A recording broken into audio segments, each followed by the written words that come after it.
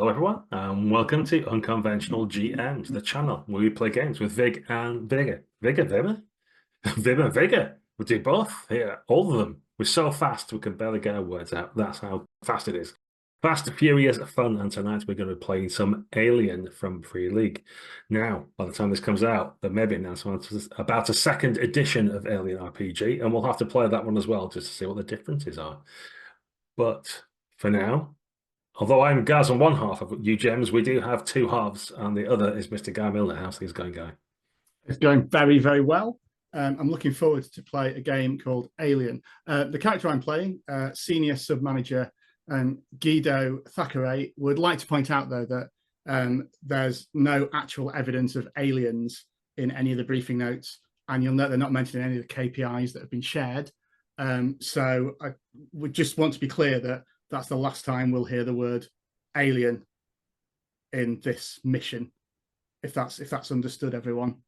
Yeah, I'll take that as read then. That's okay. But yeah, I'm the other half of Unconventional GMs and also blog at Burn After Running. I'm looking very much forward to be playing my company agent, Guido Thatcher, in this session. Wonderful stuff. And also joining us, we have many other great guest players from the Idearoll YouTube channel. We also have Tasha. How's it going, Tasha? Hi, doing great. As said, I'm Tasha. I'm co-founder of Idearoll Actual Play YouTube channel and excited to be here and play Captain Morkivina. She's not as excited to be here, being pulled from her primary mission because of some shenanigans she was not a part of, but, you know, somebody had to take fall. And I think within this game, we'll find out who was actually guilty of that thingy. Meanwhile, trying to do the best of what crappy mission I'm assigned to. Lovely stuff. And we also have another great game designer with us. How's things, Olga? Very good. Thank you for having me. I am playing Zora Salom. She is a medtech. She is here. She has a calming presence and she's very happy to support everyone. And if you are done with being a little corporate slave, you can play my game, where you can set fire to your boss. Wonderful stuff. And the excellent graphic designer who made the UGM's logo is with us as a player as well. We have John. How's it going, John? It's going well. Tonight I'm playing Jack Osler.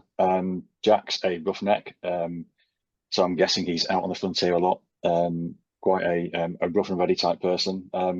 Moans a lot about the fact that he's no longer in the Colonial Marines, but then if anybody asks him why he's not in the Colonial Marines, he gets quite angry about that as well, because you get the impression that he didn't leave of his own accord. So that's who I'm playing. I'm playing Jack Osler. Excellent stuff. So the crew are landing at this moment at a windy spaceport planet side. This is LV-419.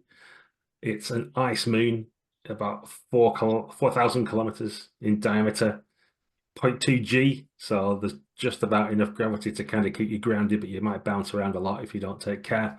There's a breathable atmosphere, but it's a frozen ball with the ambient temperature around minus 50 degrees centigrade right now on this lovely sunny afternoon. There's extensive dune fields of methane sand grains, and the water is mildly acidic, with the rain and oceans being advised best to keep out of as much as you can, although short-term exposures nothing more than a mild irritant. You've been landed here because your team, well, your captain flies a ship, and you've got a medtech to help out with the scientific activities. You've got a roughneck because there's mining activities, and you've got your corporate liaison because the Weyland-Yutani station here is underperforming. There's a mining operation, there's a scientific operation as well, and neither of them are providing the requisite results as far as corporate's concerned. So they've landed you as sort of troubleshooting team, led of course by Guido, here to find out what's going wrong, what can be done to produce more output, better quality results, or see if there's something else that can be done. So if we can imagine the wind slashing across, this acidic rain pattering down on your EV seats as you're kind of like dragged along and holding onto this safety rope that goes from your ship where it's landed to the airlocks again, which immediately all the noise and fury outside and the whipping wind and acidic rain stops, and all of a sudden it's just calm again. And then the sprinklers come on and spray your seats. And after it's cycled through the airlock and done its decontamination procedures, you can disembark through the inner doors to the workings of the station here. Waiting to greet you, you perhaps would have expected the colony manager, but the deputy manager, Isabel Grill, is there. She's a stern-looking woman, probably mid-40s, got a corporate jumpsuit on. She's got a clipboard in hand, old school style, with a pencil and a piece of string attached to it. And she looks haggard. She looks like she's been up for a good 24 hours, 36 hours. And she doesn't look pleased to see you at all, and just kind of like looks like half confrontationally and half just resignedly in your direction as she sees you exit the airlock. I swing my pack down, unzip it, and remove my own clipboard and pen, just to be ready before I shout over to her and say, so you'll be the station manager? I'm afraid that Mr. Hallberg's indisposed. He's not been well of late, so he's asked me to come down. And she's like looking at these sheets of paper with the corners cut off, so it's slightly octagon. So a corporate liaison, apparently. Yeah. Senior Sub Manager Thatcher, pleased to meet you. I'm sure you're doing a sterling job stepping up in challenging circumstances. This is my team.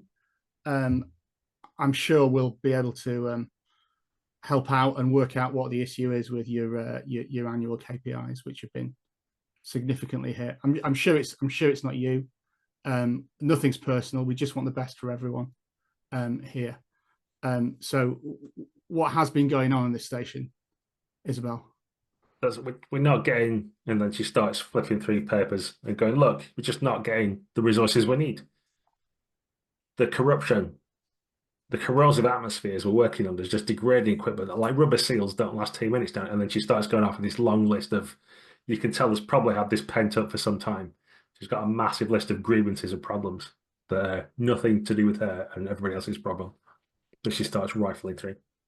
So while this is all happening, oh, sorry. Go. No, go on. I was going to say, while these two are talking to each other, Osler kind of takes his EV helmet off, and it's revealed that he's got a cigar. It's not lit. He's obviously been chewing the cigar the entire way in, and then he kind of goes in his pulls out a Zippo and lights it and kind of blows smoke demonstratively at the two who are talking, and then turns to the captain and says, "Do you think they've got a bar?" I surely hope so. I think they're getting well. We got them delivered here, so maybe we go investigate meanwhile. I Surely think we so. cannot add to the resources discussion. Right, Mr. Thatcher? Zach? Certainly, you should secure our lodgings and make sure that, report back in, as you're walking off, probably. Yeah, I squeeze Thatcher's shoulder. You've got this covered, haven't you, boss? And when we walk off. I'll see slightly inside. The plaintive whine from one of the CO2 scrubbers, and you see an amber light pop up on one side of the corridor as your cigar smoke passes underneath it, and the last bit of life it had in pops out. I am happy to provide my services for your deputy. I am the medtech. My name is Zora Salam. How can I be of assistance? Oh, and she's a bit taken aback at first by this. I says, well, perhaps you could help our scientific officer. He's saying he's been having problems, and he's like staff are dropping like flies. He sort of doubles as a doctor, but he's not been doing a very good job. I don't know whether perhaps there's something. Your staff is dropping like flies. That is indeed concerning. So your scientific officer was Mr. Sergio Tolasa? Indeed.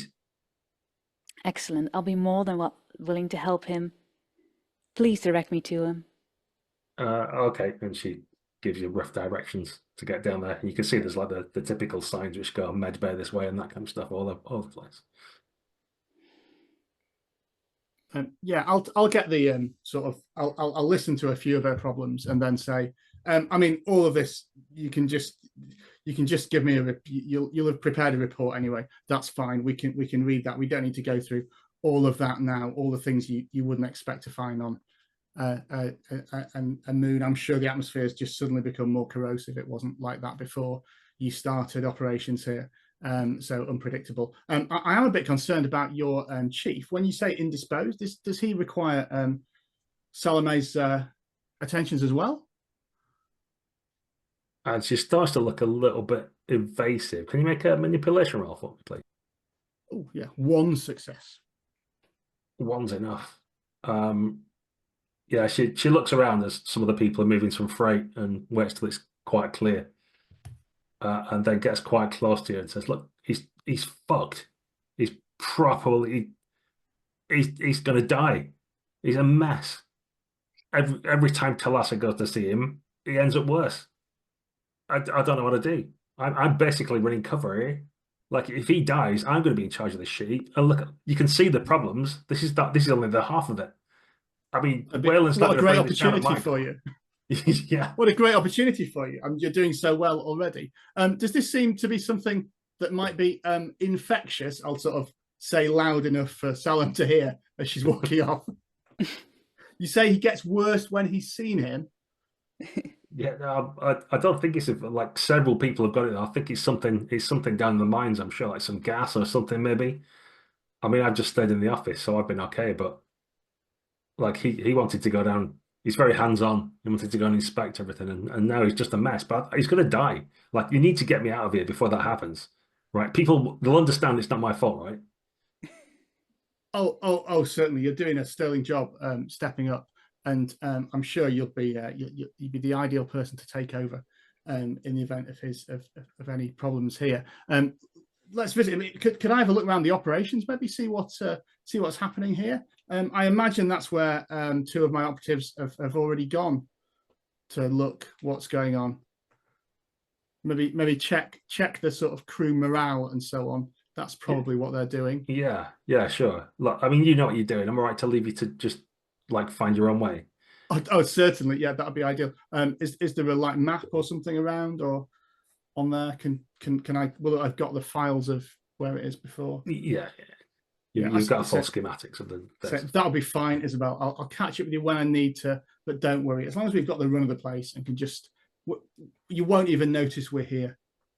Right, good. Anyway, I've got and then someone's immediately shouting her, and she has to sort of rush off to try and fight another imaginary fire, so to speak. 2 of you are going to try and find the rec room, for want of a better term. The bar is a bit optimistic in this facility, but there is a space that's been put aside where people can come and hang out when they're not on duty. There's a few people playing cards. You're not sure what it is they're betting, but it looks like wing nuts and screw tops and things that they. Whether that actually means translating money at some point or not, you don't know. No one's particularly drinking, apart from like regular refreshments. There's no bar per se, but this definitely looks like where people just hang out when they're not doing anything else. Is there anyone in particular looking for anything you wish to do, or you just kind of like soak up the atmosphere? Ostler's going to scan the room and see, because he knows that one of his ex-Marine buddies, last he heard, she was stationed here, so he's going to scan the room and see if she's here. And if not, then maybe attempt to get some kind of, even if it's non-alcoholic refreshment, or sit down and see whether he can start a conversation and find out whether she's around. Yeah, it's no time at all. You see Katie Dombey's sat in one corner of the room, and she's got a couple of like small but dense cargo pieces that she's using as makeshift kind of weights to do a bit of curls, so that a rippling tattoo moves with the movement of her bicep as well. He'll walk over, and because I'm with the captain, because the captain served as well, didn't you? I mean, we know each other from before, I think. Is that right? Yes. Yes. Yeah. So will the captain know Katie as well, possibly, or I'm not sure. I mean, I can. If not, I'll say I served with Katie at Epsilon Reticuli. Something along those lines, and I'll go over and say, do something to kind of try and scare her and kind of go like, "Captain's on deck," to kind of thing, to kind of see if she kind of jumps into her colonial marine instincts or something like that. Yeah, exactly that. Like there's a loud punk noise as this weight drops and she snaps up and then, you bastard, when she comes over to give you the warrior's handshake of, Yes. halfway You down suddenly the see our forearm. tattoos if we kind of like Yeah. do the kind of Yeah. What on earth brought you to this place? company business. Wish I wasn't here. I kind of go and pull out a hip flask and kind of share what's left of a hip flask with her, and then pass it to the captain as well, because Well, doesn't like you've got much to drink around here. I've had nothing like this for months. Where's this come from? And after a short swallow, she passes the empty hip flask back to the captain. Sorry, Cap. All good. So what's going on? What can you tell us? It looks She like starts hacking and coughing. Like, so I'm just not not used to the strong. And there's spittle comes and lands on your jumpsuit, and you feel it in your neck, and it's kind of red flecked and bits of bilious green, almost black green. It's so deep. being a roughneck. I kind of just wipe it off and think, "Come on, Dombey, watch what you're doing." Is Yeah, she so actually like- well standing on her feet, or is she a bit shaky? she's okay. I mean, like it's quite low G here, so you don't need to have a lot of strength to be able to, Okay. to be around. The big weights are more like kind of calisthenics than rather actual fighting against gravity and moving weight around and more for show. But yeah, she's now you're looking. You can make an observation roll if you want, if you're trying to discern if there's anything particular. Well, yeah, I'm gonna say is. Are you okay? What's going on here? Is it something to do with the job? Something in the minds, man. Something in the minds. There's some. I don't know. We've got a med guy who keeps giving us stuff, but it's not. I don't think it's helping out. Well, with this mad guys, sometimes it's actually making things worse. Company are always trying out new crap. Really are. It could be, experimental Testing some painkillers. shit. Yeah. Talking about Yeah. the mines, do you happen to know where the miners usually hang out? If we were to find some specific person, Andres Anderson, heard of? Anderson, yeah. You'll need to take a jump ship to the beta colony, Hmm. but I mean that is just all they do all day is dig and sleep. It's a pretty miserable place, but he's basically the principal engineer, they call him. He's the guy who runs it. So I guess he doesn't have to do much digging, but everybody else does. Occasionally they Well, bus a then- few of us over there to try and, calm things down when they get too excitable over there. They're constantly saying their working conditions, pay, whatever, griping. They signed the contract for indentured servitude. They knew what it meant. Still, better being over here than over there, right? Yeah. Sounds like it. Did you pass your observation roll, Captain Molina? Yes, I did. I got one success. Okay, you notice as you're looking at her eyes are particularly bloodshot, and you couldn't swear to it now, but it looked like almost like something was swimming in them. There was like a ripple effect of the eye, Ooh. and at that point, like the overhead lights, the flashlight lights, give it like a crackle and ripple again. And maybe it was just the lighting or something, but there's definitely something not quite right about it. Yeah, I hate to break it, but you don't look that great. Maybe how about we buy you another drink? You look like someone who needs to relax. Yeah, So we're I've been gonna. feeling a bit tired recently.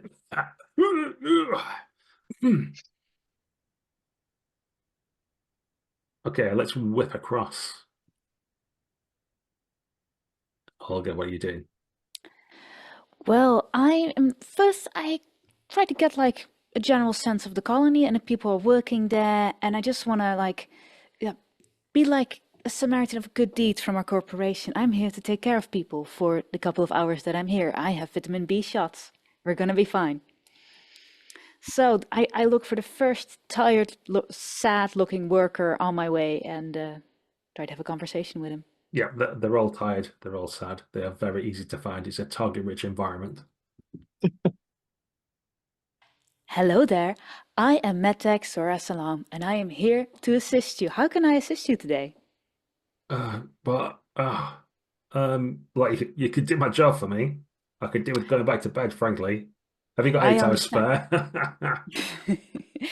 You have looked very tired. I see. What are your allocated sleep hours? Well, the 3 till 7, and then I do like I've got that like half shift, and then I get 1 till Corporation 6. standard. I see. Yeah, Excellent. I maybe take if my I could scanner. sleep all in one go and not like have it broken up like that. Oh, sorry, you're not interested now. I am very interested. I am here to take notes, and I take my scanner and I take their blood pressure and I try to figure out what is ailing them. I have my med kit, and then can I roll a medical roll to see how they're doing? You certainly. I mean, I was going to give it you for free anyway if you want, but Who knows how many Roll successes? failed now. Yeah. yeah. Yeah. Let's see if I can In deny you. fact, yeah. As it Deny the happens. information I was going to give you. Yeah. Yes. No. You look Yeah. very tired. Yeah, exhausted, dehydrated, probably suffering from insomnia, overwork, too much stress, too much Well, caffeine, probably like a whole bunch of things. well, I recommend less caffeine, more rest. I want you to reduce your stress, and I'll give you a vitamin B3 and a moisture shot. A moisture shot. A moisture, you're dehydrated. You get a moisture shot. Oh, good. This is freshly recycled water. Get this awful long needle. Get it under that Oh my skin. God. What are Push you it doing? in. Ow. Are you supposed to say sharp scratch or something first? I've washed my hands before. Have you not washed your hands before? Are you not washing your hands? There are cleanliness, there are hygiene protocols. Are you not following the hygiene protocols? That might explain your illness. Well, not since the water ration, no. I will talk to the deputy manager. Where can I find him? The deputy, Isabel, well, she should be around here somewhere. She had to go meet some people No, the fresh off sick the one. boat. The Oh, man you that mean the colony manager, Halberg? Yeah, well, his Yeah. office is that way. He's got his quarters are at the back of it. So you find his office, you just need to step behind the desk and he lives back there. Does senior sub-manager Thatcher want to join me, perhaps? I was just about to make my way to Halberg, so I dare say we might bump into one another there. I was assuming I wasn't there while you were doing this thing to hear all these terrible requests for like uninterrupted, like 1 sleep cycle in 24 hours. Like that's Not corporate policy. Yeah, I mean that's not going to happen, is it? That's not how we make the money, is it? So yeah, I'll not have heard all those complaints about that, so we can speak freely. But we'll probably meet each other, maybe going to Halberg's quarters, if that makes sense. Yeah, no problem. The Let's other do guys, it, have Go you? ahead. I don't know if you're going to cut or not. But Yeah, I didn't either. I'm surprised myself. So the other guys, have you got a plan on what you're going to do, or are you just hanging around for now and trying to like get up some rumors, or what is it that you're up to? I'd actually like to talk to Jack. Like, you do know how we were dumped on this mission from the primary job we used to be on. So, this guy I was asking about, the engineer Anderson. I mean, Anders Anderson. Who names a person like that? Anyways, I think he is in possession of quite crucial information, which I would very much like to have. I also have a suspicion he might not be willing to share this information. So how about you join me on visit of politeness to inquire him about this data he has and, provide him more motivation to share it. That sounds very interesting. Do you think we should inform Mr. Thatcher where we're going? I mean, you are the pilot, and or do you think we should just go? Do you think? I mean, Um, personally, autonomy. You know, it's great. I don't think he needs to know, does he? I mean, I think he'll be pretty busy with all of the Have you resources ever figuring out things. shipped out with the medtech or the company guy before? No, not really. It's the first time. Have you? I'm going to ask Gaza, have we worked with them before? Or just, I mean, I know I've worked with the captain before. Have we worked with these two before at all? No, the Or... captain's the only one you know from previous. Right. Okay. Just curious. I mean, I don't trust either of them.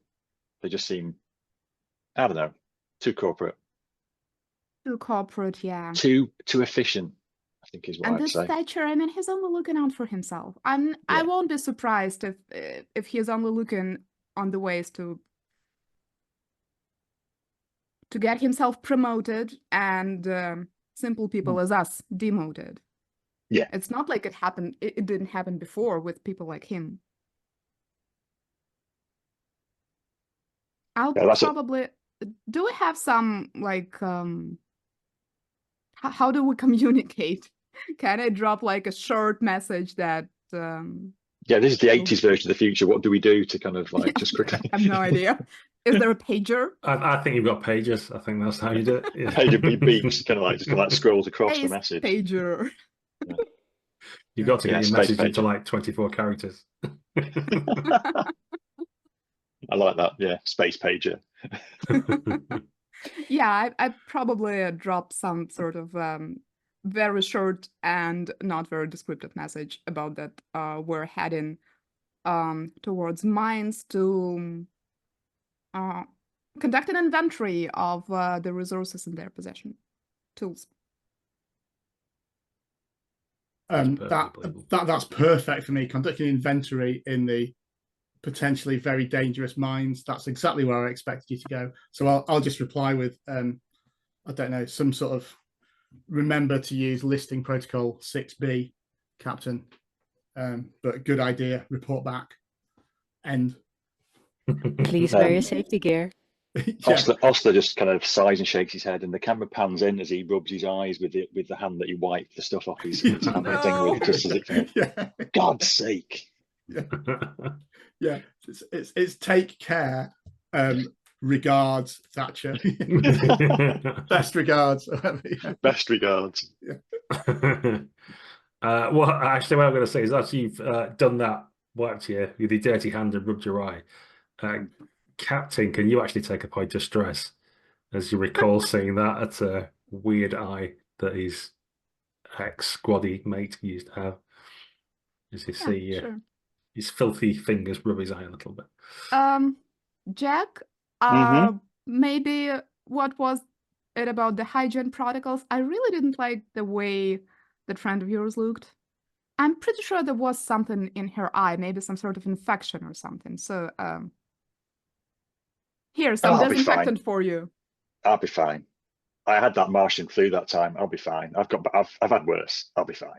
But I'll be okay. They are talking about some sort of disease over here. You know what is fighting disease good? Some more alcohol. That sounds good to me. I think we've got some on the ship. Okay, so you're going to try and get to the ship and hop across to the mining colony, right? Yeah, I mean, I assume, do we take our ship, or is there something? Is there a shuttle at the back? I mean, is that what we do? We basically take our ship and hop across, or?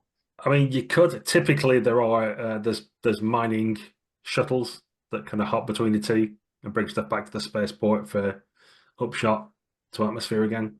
So there'll be a scheduled one of them sort of every hour or something like that. You could just hop a lift with if you wanted. It's up to you, Captain. Do you want to fly there?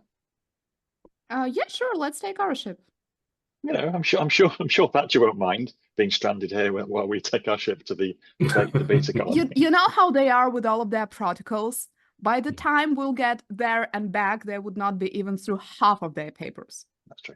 I send Thatcher a message on the page that just says, "Took the ship, kiss hug, XOXO." Yeah. Okay.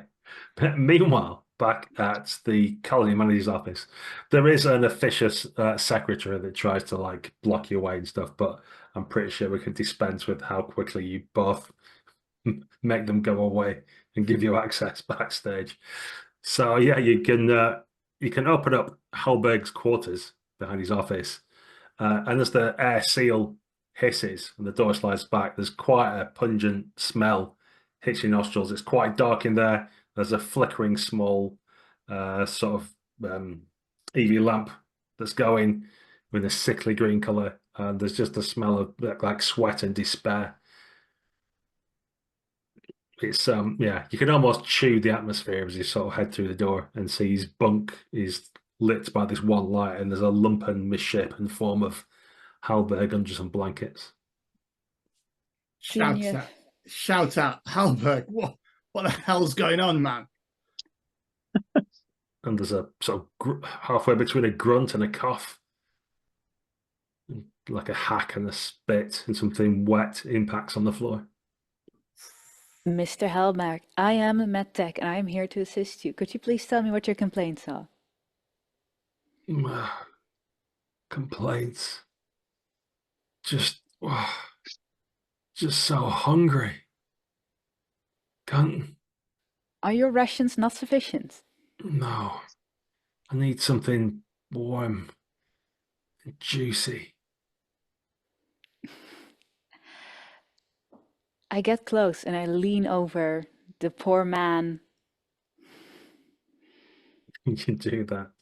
And he bursts out from his blankets, sticks his sweaty, thick hands on either side of your face, and pulls you in and takes a good hearty sniff of your face. Says, "No, not you. Not you." And then just gives you like little pats on your cheeks. I need you to stand back and have appropriate distance while I examine you. And he just slumps back on his bunk again and looks over. Just give him a shot. Just give him a shot, Salam. He's clearly insensible. Give him something to make him talk sense. You seem juicy. I'm already like right at the back of the room. he's starting to like lever himself back off the bunk again. I place a solid hand on his shoulder and I say, "Sit still, please." And I do a medical examination. And I have 2 successes. 2 successes. Excellent. So I presume you've got some kind of scanner amongst other things that you have in your equipment.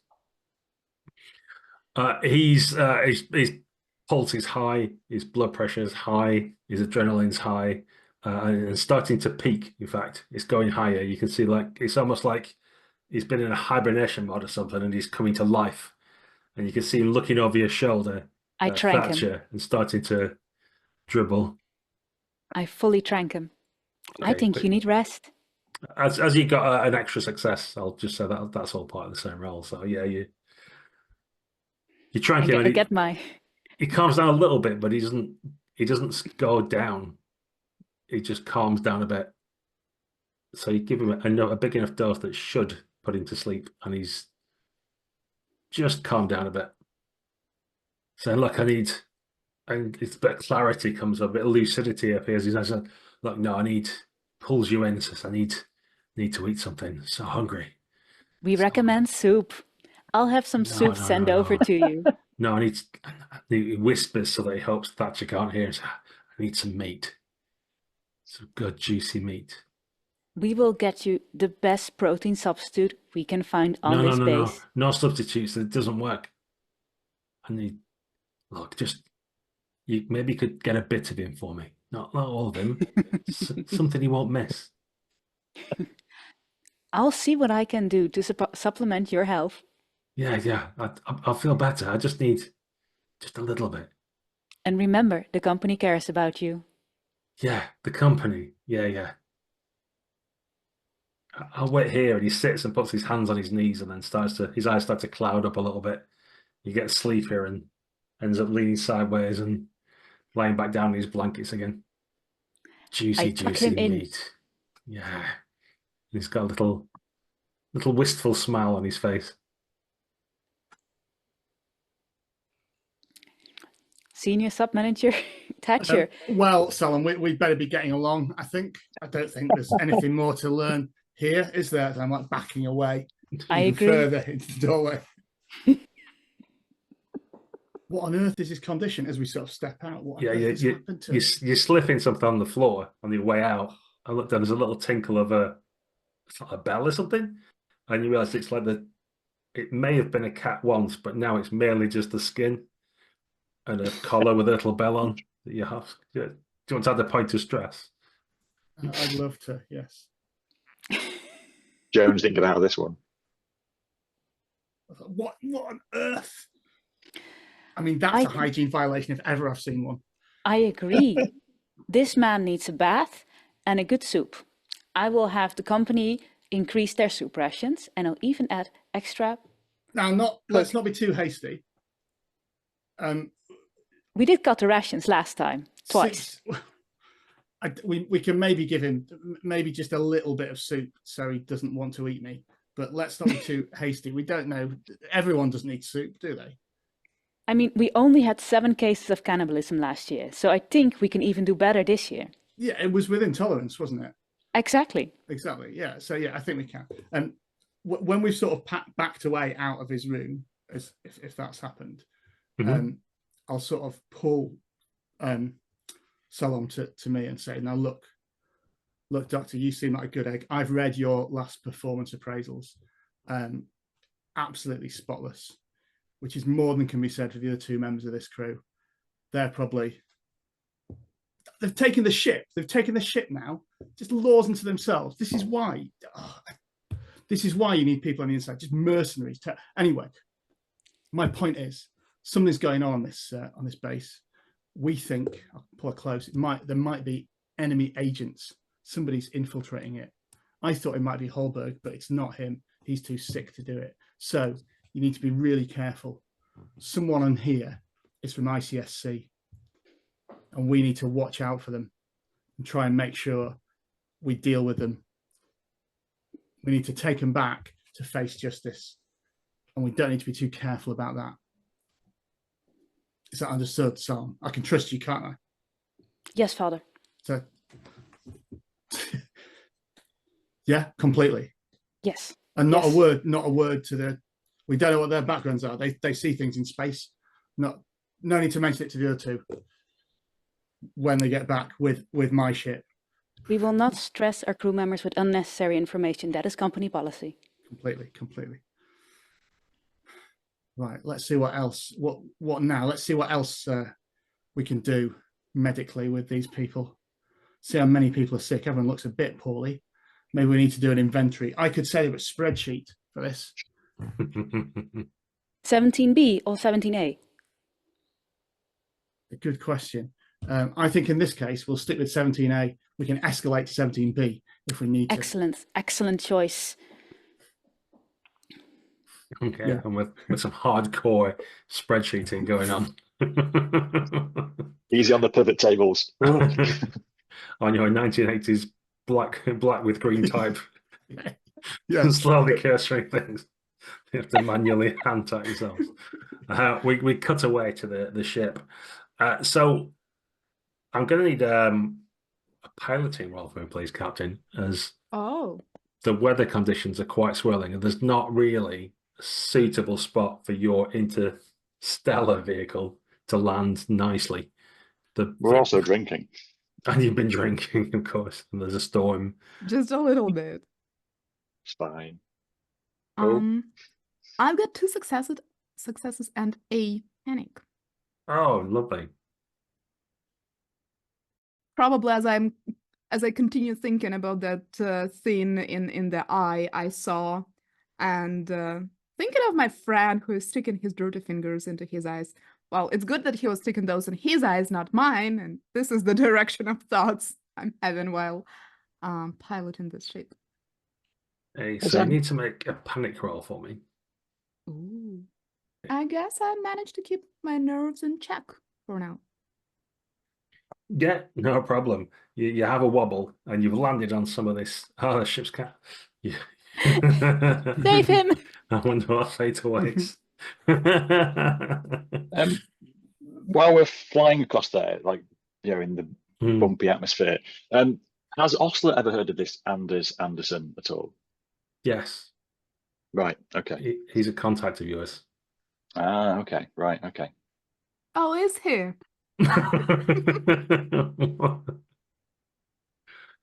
Yeah, it's one of those that alliterative name that Yeah. you don't forget a name like that, right? No. So your ship's nestled down on these fragile dunes of crystalline gas that's formed into small crystals as the temperature's sunk. So it's Well, landed and then kind of like shifted a bit, and then every sort of minute or two as you're getting ready and putting your seats on, there's just like a junk again as it goes down a little bit more. You're not quite sure whether you've hit the rock or not yet, or it's going to keep just sinking a bit. But for now, it seems reasonably stable. I think we're fine. I'm sure we are, Kat. Anderson, I knew him. As I'm kind of getting my helmet ready and kind of like rubbing my eyes again, probably. My eyes are itchy now. I don't know why. I don't know. It must be the atmosphere in this ship. We need to get new CO2 scrubbers or something. I don't know. Yeah, I'm happy we decided to take our ship. Imagine how would have been on theirs. So you say you know Anderson? Yeah, Anderson. I'm sure that name rings a bell. It was something to do. I'm sure he was involved in false evidence about why I got kicked out of the Marines. I'm sure he was. He was some corporate guy. I'm pretty sure he was. Well, anyway. Interestingly enough, he was fencing some illegal shit to one of my former crew members. I do not know which one, but I'm pretty sure he's got a name. Right, okay. Well, I got blamed for it. I had no fucking idea that these guys were working on it behind my back. Terrible. I'm telling you, don't trust him. I do not intend to. Yeah. He'll frame you, but he'll frame me. He'll frame anybody he can just to get out from under it. We need to be careful around him. Well, I want a name out of him.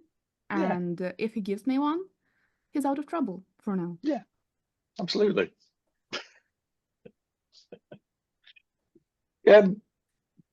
While we're kind of suited up as well, I'll say, so you've never shipped out with Thatcher or Salome before then? Because Salome do you remember the android on Gamma-Leporus?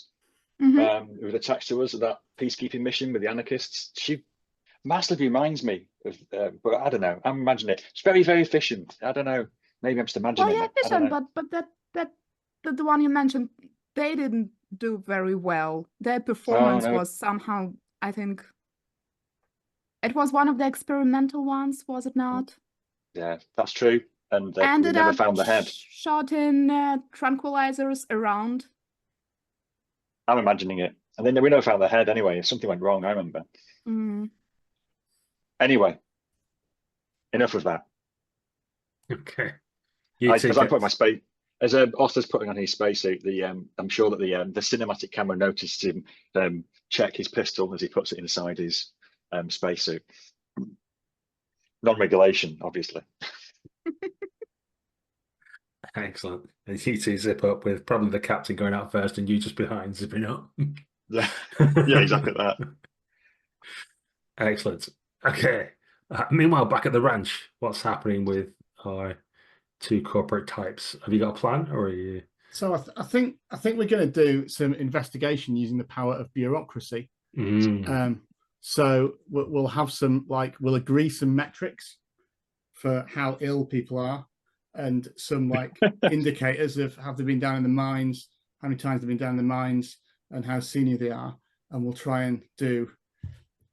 Does that sound about right, Olga? What we're trying to do, and try and piece things together in a very slow 80s spreadsheet way. We will use the well-being skill of 36 items of Brackmatcher, and then we'll also do we'll do pre and post metric analysis. I think it will be fine, and we'll have a control group from the people who are cycling through the cruise. This was excellent. You have constructed that excellent, senior top manager Tasha.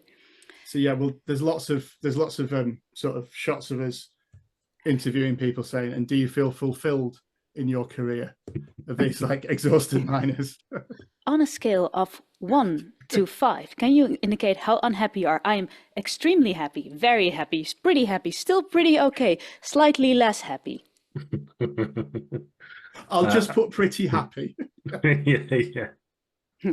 Anything less than a 3 will result in a conversation with your manager. Anyway, I would like to have a chat with my colleague, Sergio Tolasa. de l'azar. So you set your programs running, and then you got to do that. So can I get you to make a contact roll just to see how well your bureaucracy is going? Yeah, certainly.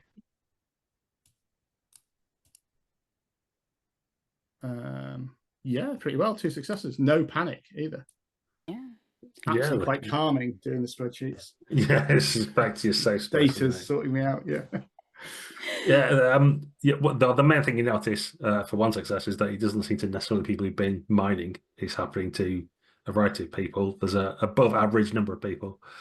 And then with your extra success, you realize that it seems to be anyone who's been to see the science medtech division seems to be suffering particularly. Well, and of has gone course, off work. this is logical. If you feel unwell, you will see the medtech. This is a false positive. Again, yeah. There's a little like flash as Guido's looking at these results. There's a little flashback to the conversation with Salom. I know I can trust you, right? Can't I? Of like, of course. Oh wait, that look of doubt across his head. Okay, you can find the med labs easily enough. There's a few scientists working there. Everybody's like lab coated up and got masks on and goggles and stuff like that. There's some isolated chambers and some quarantine protocols of all kinds of stuff happening down here, as well as there actually being on one side the more public-facing med bay and stuff like that. And just by asking around a little bit, it's quite easy to get hold of the chief science officer, who seems a little surprised to see you at first. Am I alone, or is Senior Sub-Manager Tasha with me? No, I think I'm doing my analysis. You're spreadsheeting still, yeah. Yeah. Sergio, I am so happy to see me. Corporate sent me, and I would love to see you in your office right now. Oh, corporate, yes. Come through. And he immediately takes you through to his small office. Good. And before you even started, he sat down behind his desk and said, "Well, I'm glad they're finally willing to accede to my demands. As I understand, that initial contract I signed was nowhere near good enough. Look at the scope and scale. You can see the results, I think, already. I'm going to need double the money. So I presume you're here just to confirm that. Also, I need to get off this rock quite soon. I think the experiments now, my associates can handle that. I think now everything's the vectors are all aligned. Perhaps you've come to take me back as well." I walk up to him, and I walk very close to him until I stand and I loom over him, and I go close and I smile at him, and I just lost a tooth and it's like missing at my front. And I say, corporate is very proud of the contracts that they make, and you are breaking your contract and you are coming up short, and we are not negotiating terms. And if you need a reminder what can happen when you make corporate very angry, remember, I'm a professional trained medtech, and I can break every bone in your body while naming them, and I know which one you don't need but do hurt. Look, what the fuck? Look, and some of the wind goes out of his sails, so to speak. Says, "Look, a few pushes of a button, I could burn it all. I could burn it. Like, do you want your evidence? I could delete it right now. Like, you need me." Take off the top of my thumb, and there's an injection needle, and I take it and I push it into his neck. And I say, "This is phase 2. This is strain 2. You are now infected. You are not leaving this rock. And if you do not find a fix for this, you're going to die." What have you done to me? Oh my God, what have you done to me? I suggest you start working faster. And don't throw it away, because you are going to die. I'll take notes. No. Meanwhile, at the mining camp, are we the baddies?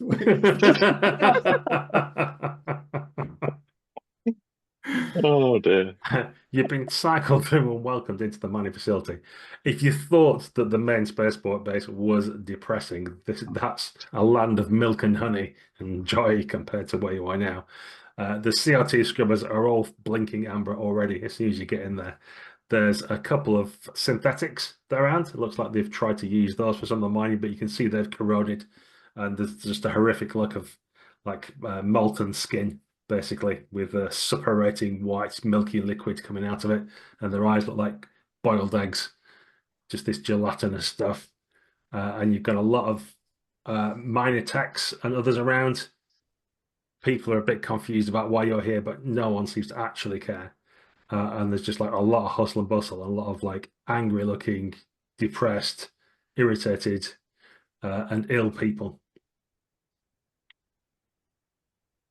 I'm so glad we've got the training we had and the Absolutely. jobs we have, and hopefully we'll be on a better mission very soon. Yeah. Let's try to find this Anderson guy. Yeah, it's quite easy for you to eventually bundle your way through to where someone important is. And what turns out, funnily enough, in one of the offices, Anderson's there. He's smoking a cigar not dissimilar to the one that your roughneck's got. It's almost like when you get that job, you get a box of cigars to come with it or something, but he's chewing away on it. Some schematics laid out. He's got one of those glass tables that he's zooming in and out of, when you can see the 3D model of the mine shaft perpetuated in different ways or moved around. He's got a couple of other miners who are scratching, and one of them's like going, "We're not going down there again. That's just fucked." And it's like manipulates in that, like a whole branch of this tunnel just goes red. Saying, yeah, like this one, like the gas levels here are just, can we not send the synthetics again? He's like, I sent my last 2 synthetics. You saw what happened to them. And there's just this big sort of like argument happening between them about what they're going to do next. Hey, Anders. He's sort of like head whips up. So what are you doing here? Company Well, you business. must have really messed up to come here. Don't worry, we'll get you fitted out with a suit. We'll get you some lights. We'll get you a sensor. It'll be like the good old days. Not How about about that. we discuss all of this in a more private atmosphere? Yeah. Well, so who's this joker? Friend of mine, Captain Captain. Markovina? Yeah. Might have heard of me. No, that name means nothing to me. Captain Oh, of the ship I really? work on. Oh, right. How about the Gemini ship? Last seen on a mission to your 2. Oh, Rings a bell? I heard that was a leaky vessel. I heard that the captain was no good, but I mean, no, he seemed all right to me. And The cap's I good. seem all right to me too, so I think that there was misinformation. So would you like to talk in a more private environment? Might be embarrassing for all of the people around. he looks at his 2 companions and says, "Look, boys, I think these ones have they've outstayed the welcome." And these 2 Ooh. brutish-looking miners kind of like scratch at themselves, and one picks up a wrench off the side. And they both smile at you with their black and coal-stained teeth. Do they have some sort of name tags or anything on their... Yep. Tucker and Johnson. Yeah, so listen, Tucker and Johnson, you might not be aware, but we're actually here with an inspection mission from the company. Are you sure you want to be on a blacklist? I've heard there's been a shortage of resources and instruments. And talks are that Mr. Anderson here is smuggling them out of this poor colony. Do you want your names mentioned on our report? Or maybe we haven't even seen you here. Tucker looks back over his shoulder, and Anderson says, "There isn't going to be a report if they end up down that red mine shaft. 37B, was it? Right, you are, boss." And they start advancing towards you. Ooh. Are you in or out? And they look at you. Me? Yeah, Jack. They're looking at you going, "You in or out? Do you want to end up in the mine or working for the mine?" I'm with the captain on this. I'm sorry, Anders, I say. Shakes his head sadly. Says, "You always were picking the kind of wrong like side of these things." Do the Henry Cavill loading his fists kind of thing from whichever Mission Impossible film it was, and says, "It's go time," I say, kind of shake my head and kind of that. About time we kind of got down to this. Okay, so with them advancing upon you and you getting yourselves ready, with Mr. Thatcher finally putting the finishing touches to his spreadsheet and sitting back, punching his fists and what he's done, and with our medtech grinning insanely at the science officer. We'll then take a short break, so don't worry, people in Viewerland. We'll be back quite shortly as we'll let it down, but for us, we need a break for some alcohol or whatever else we can get hold of on this horrible corporate rot.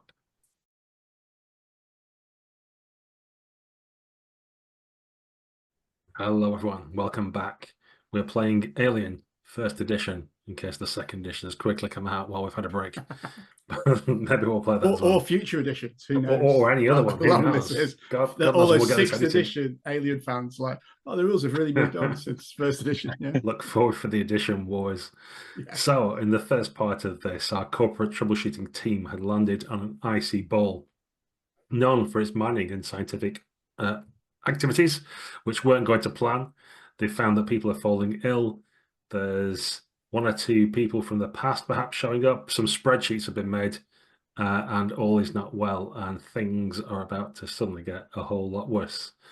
So, as we come back into the action, Guido, you just finished your spreadsheets and all the rest of it, and as you're thinking, well, that's some information, let me print that off, and raise your finger to print it off. All of a sudden, the screen comes up with an access denied message, and a couple of like protocols run across the bottom, which you probably recognize as things you've seen when you've locked someone else out of a system. What on earth? Except someone's done it to you, and there's that sort of like gassy sound again, which you can't quite place initially because you're busy being apoplectic, and you realize it's the sound of the door seal opening because you get the smell after it, and then you see that the company manager has come staggering out of his room, kind of like, I don't know, some latter-day prophet with all these bits of blanket hanging off him, looking haggard, and he sees your face and just says, "Oh, juicy meat," and he launches himself at you. I'm running away from him. Or as soon as I see him, my rage gets replaced by self-preservation, terror, some might call it, and I am running as far as I can away. Probably, did I know that Salon was going to the med bay? I probably did, didn't I? Yeah. That seems reasonable. So that's where I'm going to try and head for. Excellent. Do you want to make a mobility roll then, please, to see if you can get out of the initial launch of this person? I can. Well, I'm not. I mean, I say a person. Used to be. I'm not actually that terrible at this. Although I've said that now, haven't I? Oh, yeah. Well, you do Big time. succeed. I did describe my terror, didn't I? You did. Fair enough, yeah. Do I need to... So I need to If you can make a stress roll as well. I think you're going to have to add a point of stress based on what's happened as well, just generally. Okay, I'll add the stress. I'm keeping it together. I must keep my nose in check. Okay, so you barrel over the desk and start sprinting out the door. The onerous secretary complains at you, saying, "What do you think you're doing?" And then his voice is cut off as the overseer grabs him by the head and starts chewing on his face and drags him back into the office. And you get that camera shot from the outside where you see the blood splatter against the window and kind of the blinds all ripple down. There's a clunk as I drop my laptop on the floor. I leave it there as I rush towards medtech. Is that another point of stress, or is that? Yeah, why not? Let's keep. Who am I to deny a player who wants more stress? Yeah, That is a stressful job you have. it is, yeah. Without doubt. Back at the mining colony, I think we'll go to. I'm just going to deal some cards out. So the first one's for John's character. The second one is for Tasha's character. Players at home can't say this, but we all can. And people go in order of cards with low being good and high being bad. So, Captain, you get the first to act. You've got two burly miners with makeshift weapons who want to stave your head in. What are you going to do about it? Can I assume that I had some sort of weaponry on me? If not, that I'm trying to find something around. If you want To like use a as one. makeshift club or something like that, that's easy enough. I can be fine with a chair or something I can Mhm. break on Yeah. their backs, probably. Yeah, If you I can. can pull it off. I'm not super good. So what do I yeah. roll? Close So- combat? just to let you know, every round you get a fast and a slow action. So a fast action might be something like trying to dodge out of the way or grabbing a chair to hit people with, for example. Mm. And then a slow action would be actually attacking someone. So you use your fast action to grab the chair and the slow action to hit them with it. And yes, it'll be a close combat roll for me. I've got 1 success. Got 1 success. I'm going to say it's 1 damage for a chair. Chair, what about what was his name? Tucker guy. Well, fortunately for him, because he's a big burly miner, it's going to take more than 1 crack of a chair across his back to take him down. So you hit him, and there's a splintering of aluminium and formica plastic, and he just grins at you out the other side of it, raising his wrench. Yeah, and then it is in fact his go. So he's going to roll some dice. I've not got NPC set up, so I will just roll some d6s and look for 6s. I ain't got any. Okay, you've done enough hitting him with the chair to put him off for sure. And then John, your roughneck Ostler, gets to fight someone if he wants. Yeah. So Anders wants his fight to go well. He's although the captain might not be aware, he's got himself in trouble with Anders, and it's kind of blown back on the captain. And his loyalty is to the captain at the end of the day, because he was in the Marines with the captain, and so Anders has decided. He's obviously not Anders. Osler's decided he's backing the captain all the way here. He's not going to side with Anders, but he's going to do his best to try and take Anders out during the fight in some way, in case anything blows back on him. So the first thing he does is he has a wrench in his utility belt. He pulls a wrench out and goes for, I guess, the other guy, Jenkins, I guess, unless he can get to Anders without having to fight either of these 2 guys, which then would leave the captain occupied for a while. Yeah, well, it looks like they're both going to try and grab the captain, because that's. Well, I'm going to leap over the desk and grab Anders. Then is what I'm going to do, in the hope that I have a moment so the captain can't see what's happening. Yeah, you could definitely do that. I leap over the desk, and while I'm leaping over the desk, so that hopefully my burly body is blocking what the captain is saying, I'll say, "He's got a gun!" And as I go, I'm going to wrestle him and pull my gun out at the same time and try and shoot him, and imply that I wrestled the gun and shot him is what I'm going to attempt to do. Okay, well, we'll see if all that may not happen. I may just fall past him on the floor. Yeah, but that's his Oh, Jack, the one person I was so confident in. We'll split that into 2 things. So in the aftermath, we'll work out whether you were convincing or not. But right now, we need to work out, do you actually shoot him or not? It may sound like because if you don't, then that's your story's got a lot more complicated all of a sudden. Yeah. Okay. So do I just click on pistol to kind of, or do I need to do some kind of grappling, or what do I need to do first? I mean, I think the grappling's really just a farce, isn't it? So that you can shoot him. Yeah. So I'm not bothered about making a grappling roll. You can just shoot him. Okay, I'll attempt to shoot him. I get a success. It's maybe not going to be enough to take him down. I guess you could push if you wanted to try and get more successes. I take a stress point and push, can't I? Why not? Let's push that roll. Just click on push, and does it have the stress point in? I think it does it for you, but if it doesn't, you'll have to do that manually afterwards. But yeah, you should just be able to press push. You push first, and then it adds stress automatically. Yeah, in this character sheet. Yeah. So does push keep my 1 success, or does it re-roll everything? I can't remember. Let's find out. It's exciting. Yeah, let's find out. Yeah, exactly. Oh, look at that. That's going to be enough. And you get to make a stress roll as well, a panic test, because you've got a little face hugger. Keep it together.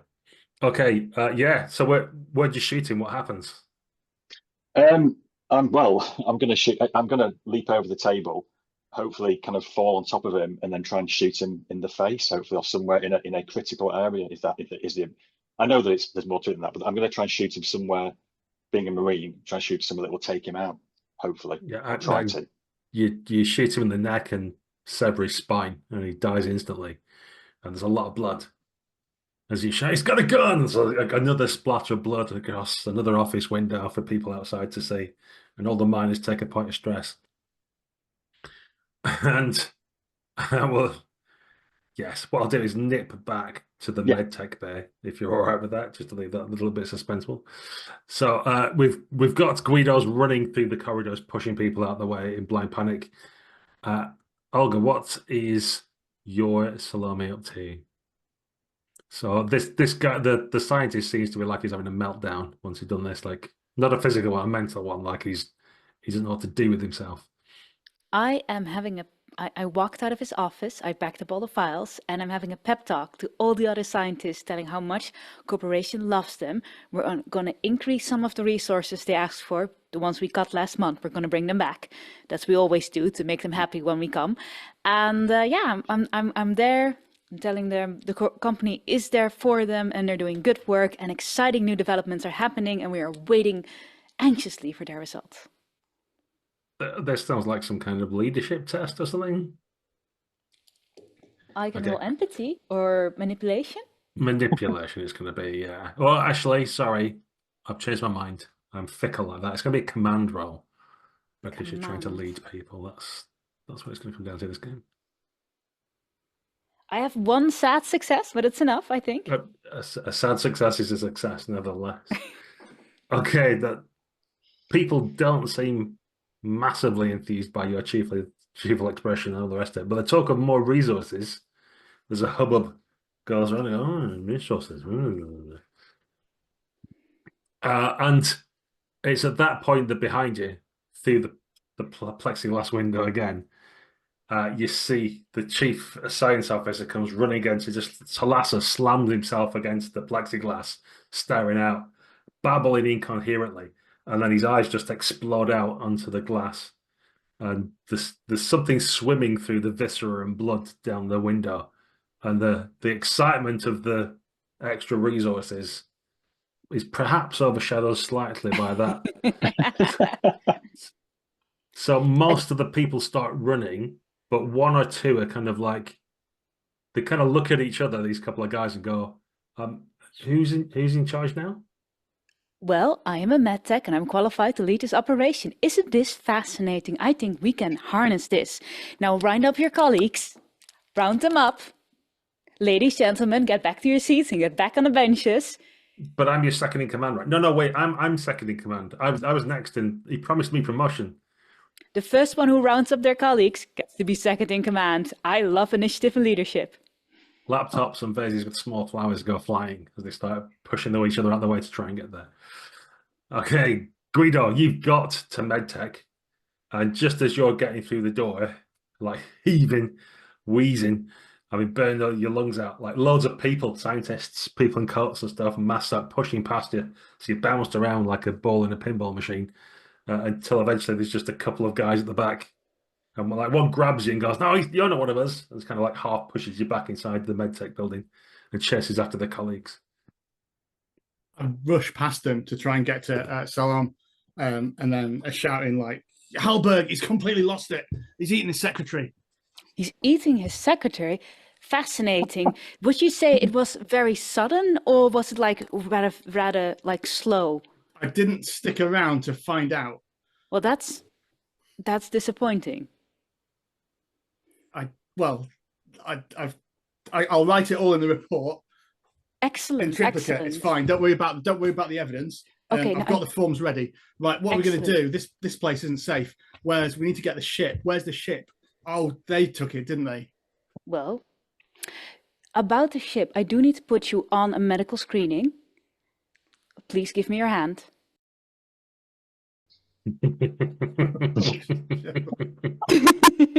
And I take his hand and I say, I just need to check if you're also infected or not. And I take this syringe. Oh, that's very unlikely. I'm sure I'm not. I've been very careful. I take the syringe with black liquid and I sink it into your flesh. I'm glad I went to mining camp B now. You can have a stress point, guy. Yeah. As if you feel the liquid not so much injecting into your arm as crawling into it. It feels like it's like pulling its way through your veins. I think this will make you faster and more aggressive. You'll be able to fight off anyone you need to fight off now. Aren't you grateful? The company. Why would I need to fight anyone off? This is Well, quite irregular. I feel worse now. I felt fine before. I don't feel very well now. Well, some people have adverse reactions to the new project and they can get very aggressive. And we give our employees the opportunity to arm themselves against it by also injecting them with the same virus. What new project? This isn't. What clearance is this? Oh, I'm sorry. This is probably above your clearance rating. I think you also got demoted into junior sub-manager now.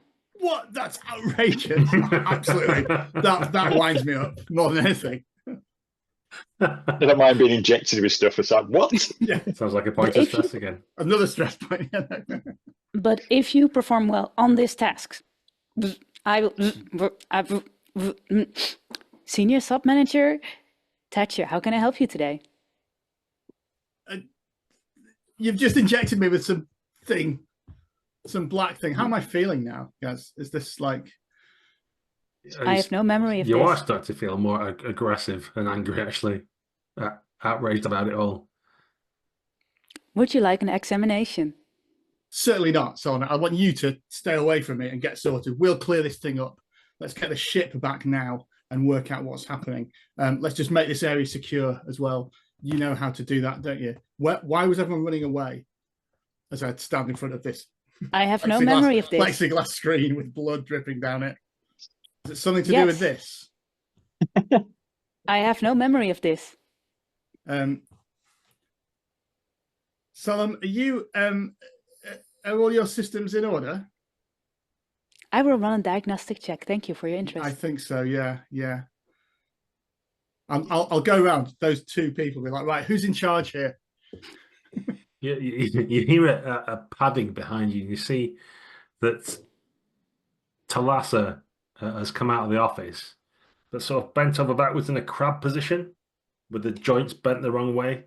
No eye sockets, really, just like red ruin and a lolling mouth hanging over the distended tongue, and he's kind of scuttling spider-like upside down towards you. We'll get back to that in a minute. So the mining colony, Anders is now lying just slumped in a corner with his throat just blown out by this gun, which now the roughneck's got in his hand. Captain, Melina, what are you doing? The two roughnecks have kind of stopped as they heard the gunshot and the splatter of blood, and they've looked back and they're kind of looking at you and looking back. And while I'll use it to hopefully assault them in a more efficient manner, I'll also yell a command to my trusted friend, pointing that one of them is not very good with his left knee. I can do it as a fast action. Yeah, because of your talent. Yeah. I do have one success, and it will give one extra die to Jack if he chooses to follow the command. Basically, I commanded him to assault the second one, the Jenkins. Okay. I guess I'm just too much into it, and this has been pumping up for quite a while. I'm assuming that the Anderson guy is incapacitated, but surely alive to give me the name later on. I'm in. Okay, and do you want to make a roll for you? To roll your close combat for your slow action as well? Yeah. To hit Tucker. Not so successful this time. Oh, I can push it, can I? Yeah. No. Right. I got distracted. Yeah, you're too busy shouting orders. He just grabs you by the scruff of the neck and basically starts pushing your face along the wall and then across the squeaky window. As Anderson's blood spread by your face as he's pushing that across the plexiglass. Oslo, what do you do? Oslo stands up and says, and holding the gun kind of covered in Anders' blood now as well, and sees the captain in trouble. And the captain has given him a command, and he kind of starts, you hear kind of flashbacks, kind of like, I suppose, like marine military music and stuff in his head. He suddenly kicks in, his marine training kicks in, and he shoots Jenkins he'll try and shoot him somewhere non-lethal this time. He'll attempt to shoot Jenkins and then say, I think you should leave the captain alone now. Is it Tucker who's got the captain? Yeah. I think it is. Yeah. Okay, so because you're following the captain's orders, you get an extra dice. Okay, so it pops up with a You should get a pop-up with any extras that you can put in. Okay, 1 die extra. It is a success. I will keep it as a success just because I'm not trying to. Because you don't want to kill him. Yes. I just want to hit him. Okay, yeah, you blow out his left knee and he cries out in pain and collapses to the ground, clutching at his leg. And yeah, he's making words at you, but they're hard to discern amongst his blubbering, so it's hard to hear what he's actually saying, but he doesn't seem very threatening anymore. No more adventures for him. We should get out of here, Cat, says Jack. Yeah, Tucker's already ahead of you. When he sees that happen, that you've got a gun that you're waving around, he takes stock and he just like drops your captain and legs it out of the room, basically, to look for cover and to get out of there. Yeah, He had a gun, Cap. He had a gun, man. He was going to shoot you. He was going to shoot you. I don't know what happened. My training just kicked in. I just dived at him. Do you want I'm to make a just trying manipulation check for me to see how convincing you are? I'll do my best. Well, success. Okay. I mean, it is up to you, Tasha, whether you believe him or not, but yeah, he seems No, I'm reasonable. trying to reposition my nose back into after a close encounter with the window. It's like, what? Yeah, I heard the gun, but I mean, did he kill him? I rushed to see. Oh my god! I didn't realize. I kind of less convincing now, but still. Yeah. Cat, we need to get out of here. I need to get a name. I mean, let me search the premises. I want to search his desk or something, or maybe his body if he has a little black book with all of the names in there. That'd be very convenient if he did, didn't it?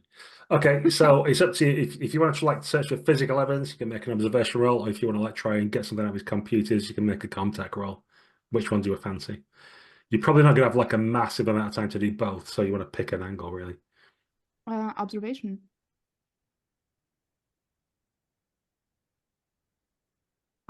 I've got 1 success and 1 panic. What does that mean? That means you succeed, but you get to roll your stress again. So make a panic roll for us. What did that man had on him? I'm fine. We'll keep it together. Okay, he did indeed have a little black book with a bunch of names in that you. I guess I'm just flipping through, seeing that this is the thing I was looking for, and I'll have a closer look when we're in a safer place. So, controlled retreat for now. Okay, heading back to your ship. Yep. Okay, you do that. Obviously, there's a Ferrari outside. Miners run about. There's trouble, but with you covered in blood and someone waving a gun around, it's fairly. And we look very straightforward. Confident. Yeah. You're going to be able to get back to your vessel, you think. I'm sure that's all landed perfectly. It's still where you left it, all the rest of it. Okay, meanwhile, back at base camp, the now somewhat transformed chief science officer has come scuttling out, and he sniffs in the direction of the synthetic person, and then sniffs at the juicy meat bag that is Guido Thatcher, and starts coming in your direction, Guy. Well, I think that he needs to realise that the interests of the company always come first. Can I put this in? I'm going to use my personal safety talent, which is, if I'm attacked or otherwise end up in fatal danger and another PC or friendly NPC is in short range, I can make a roll, and if I succeed, they get targeted instead of me. It's a really helpful team-based talent for me. It's all about the company. Not about me, it's about the company. It's really important I don't lose my laptop that I dropped like 3 corridors back, smashed screen and stuff. Still logged in. I need to make a manipulation roll apparently for that. You do, because the 2 like deputy department heads who are coming back in now trying to drag scientists back in and now within short range, so it would be they'd be ideal, wouldn't they? Yeah. Ideal. For me to target, and they do look friendly. 3 successes, very friendly. Okay. One of them's particularly keen. He like physically throws her on the floor and looks uh, in your direction. Well, more in Salome's direction, really going, I got one, I got one. Does that mean I'm in charge? At that moment, that's when springing from behind the desk comes Science Officer Talasa. His jaw distends and he just grabs his former colleague by the head. And you see these chitinous spines come out like mandibles and clutch onto the head. And he starts to drag the poor Science Officer back towards the blood-stained office. Fascinating feeding behavior. I look at the other colleague and say, you are promoted. You are now in charge. So what? I'll send a very shaky pager message. Yeah, he's all right about that. Yeah, he says, yeah, okay.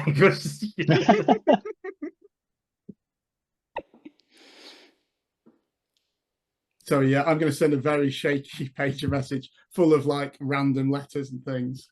That's just return ship here was like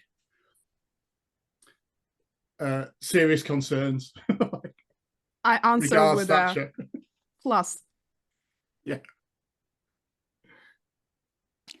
Okay, you've got back to your ship. It's half sunk into this crystalline sulfurous gene. Ugh. So it's you're probably able to like burst out and get back, but it's going to be piloting obviously to do that under these stressful conditions.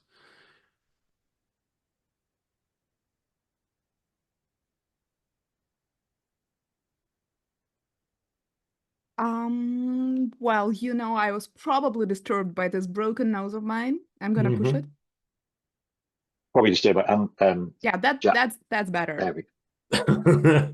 So Potentially. you're definitely getting back to base camp. You're also going to have make a panic roll for me as well to see what that means. Captain, we're coming in too fast. I sure hope you don't get the freeze result right now. I've got a nervous twitch. Does that my stress? I worry. I guess that I'm worried about her coming in too fast and start getting stressed from the look of that. I've got a bonus one for you. There we go. Stress level 2. Cap, do you think you can go too fast? We're going to overshoot. No, we're fine. We're gonna be fine. I'm just rushing to get out of here when I can put this thing on autopilot and actually look through the book. Okay. Yeah, you do that. the book. Yeah, the book. You letting the captain do that unmolested? What, look through the book or? Yes, but he's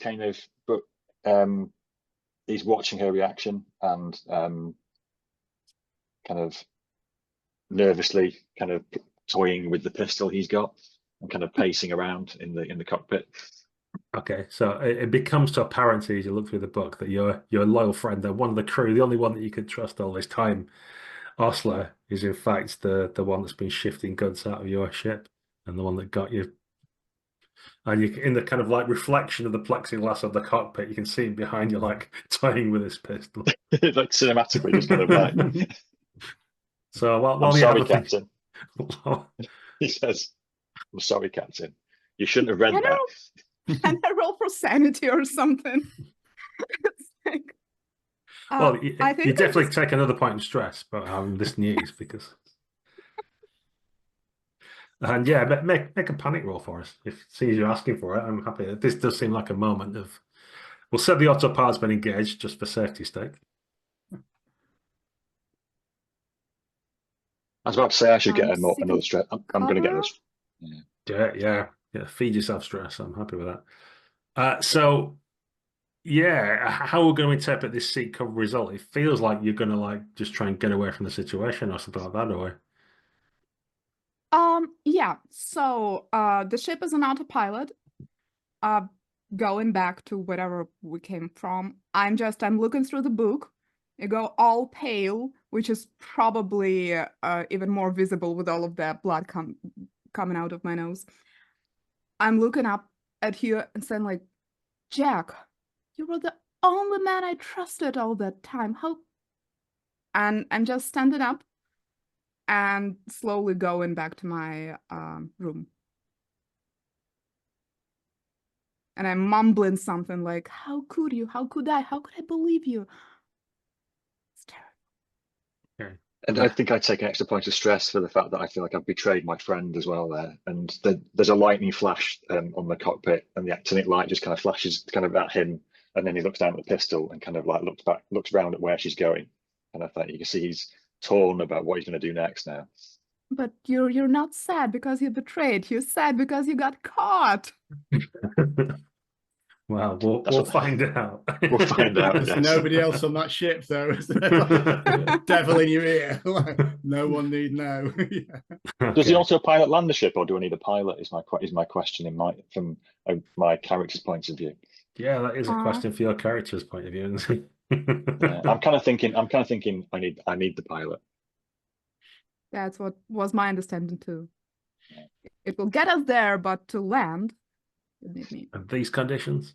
Okay, so in the science division, there's the sounds of crunching and cracking of bone and the slurping of marrow coming from one office. There's the newly promoted chief of science, Fraser, who's trying to like get some of his people back and organize. The main bone of contention at the minute, if you'll excuse the pun, is trying to get people to go in to clean the room.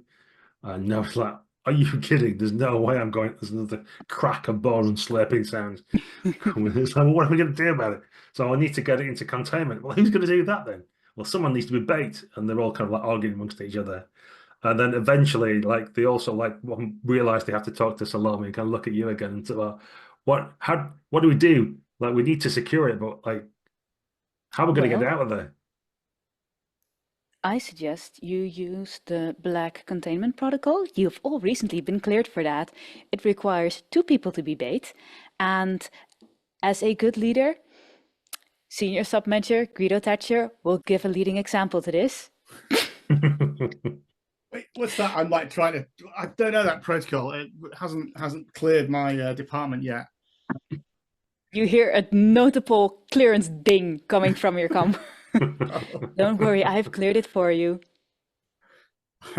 Quickly scan. I'm like, I'm not sure I've seen the health and safety. How were those diagnostics anyway, Solom, that you were running?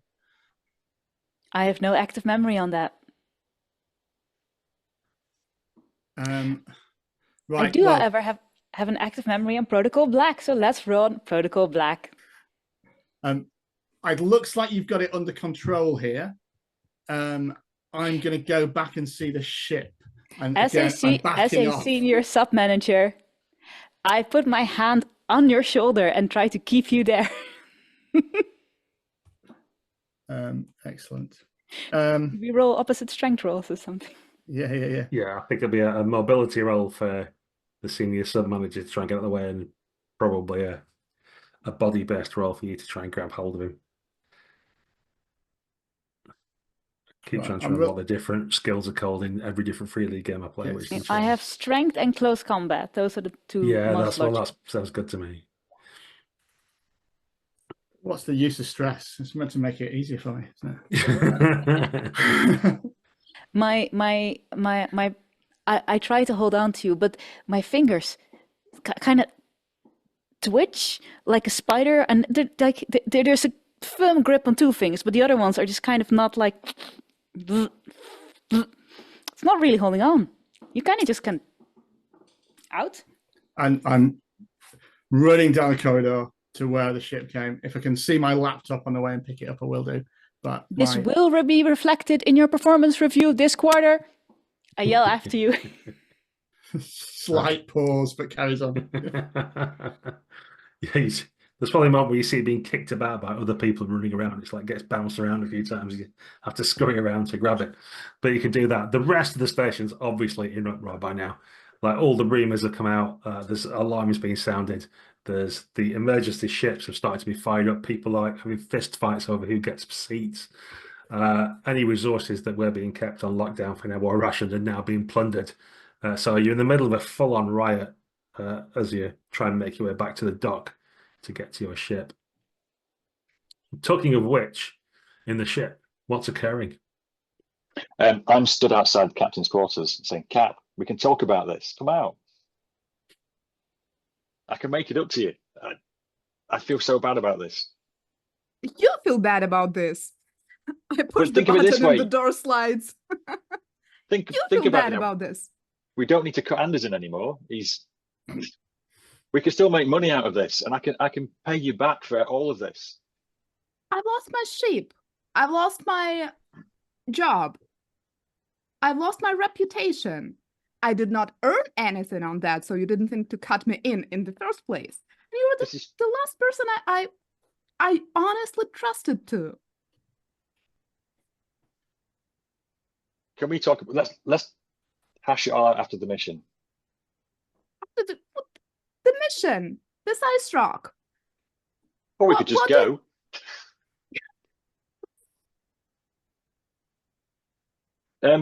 Is there any sound of is there any sound from radio chat at all in the cockpit from what's going on down there from our point of view, or is it just we've got no idea? It's all gone to hell. There could well be if you're paying attention. It doesn't sound like you really paid any attention to it yet, but yeah. Fair enough. Yeah, we're down from the TV audience point of view, you can see like there's all these like alerts appearing on a screen, and there's all kinds of comms chatter. And you see an evacuation vehicle like shooting up into the atmosphere within a red streak amongst the white background and stuff. Well, I'm in your hands, Kat. You're the pilot. I mean, you're going to have to land or we go. I mean... Or we can crash. I'm in. What difference does it make at this point? Do you want to be stuck on all of these crappy missions for the rest of your life? Because neither you nor I are getting promoted. But we could still get rich.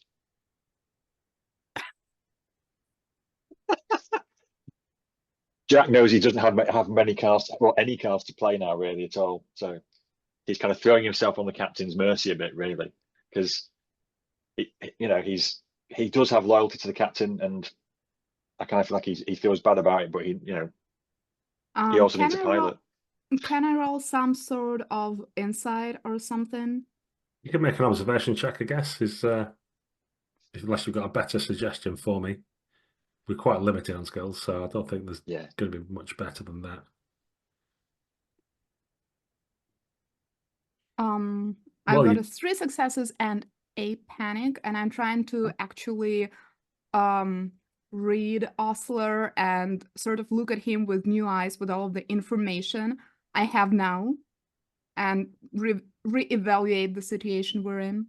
Yeah, so I guess with 3 successes, Osler, you're pretty much an open book. So what's Osler thinking right now? What's his...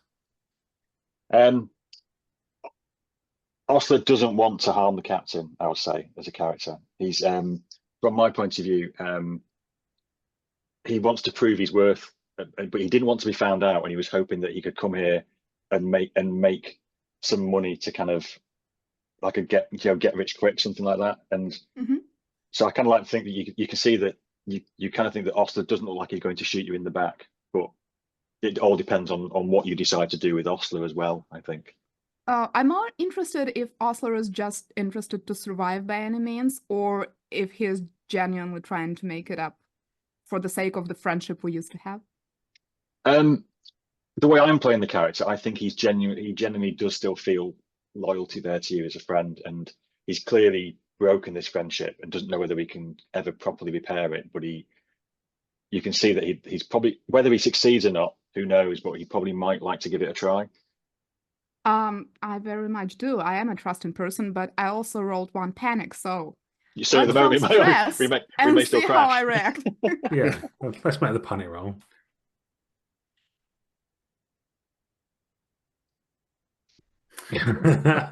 What's piloting under again? I think it might be agility. Really? Yeah.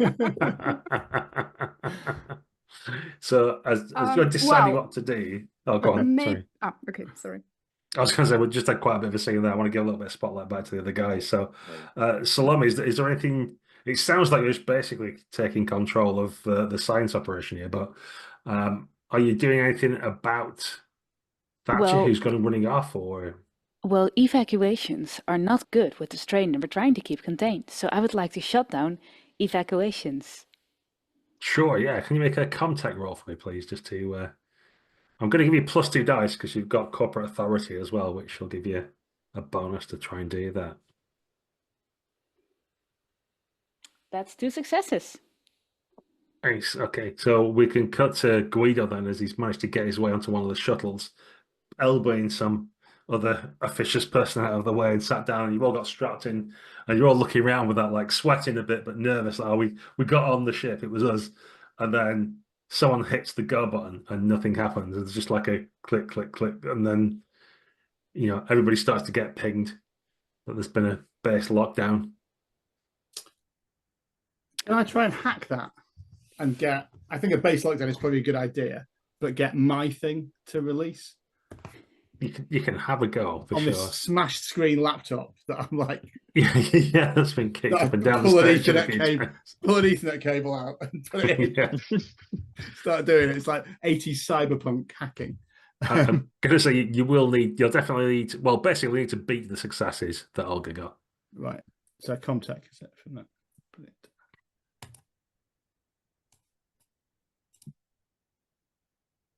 Which you do. But you do also panic. Should I roll that now before I look at the same place? That'll inform the fiction, I think. Yeah. How is that possible? I keep going back to my spreadsheet to calm myself down. Do you want to describe what that looks like then? Then we'll see. Yeah, I think there's a sort of grainy,